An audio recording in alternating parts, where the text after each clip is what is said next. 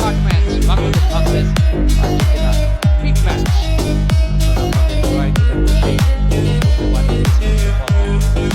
ওয়াকুইন পেড্রোজো তিনি ওয়েট করছেন আর্জেন্টিনা টিমের হয়ে সময় নিচ্ছেন কিছুটা মিডিয়ারে কাছাকাছি এসছেন চারজন ডিফেন্ডার মুহূর্তে বাংলাদেশ কোর্টে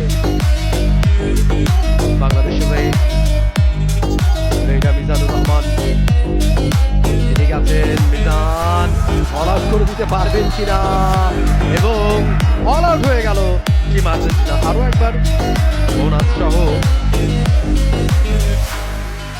4টা পয়েন্ট টিম বাংলাদেশের জন্য।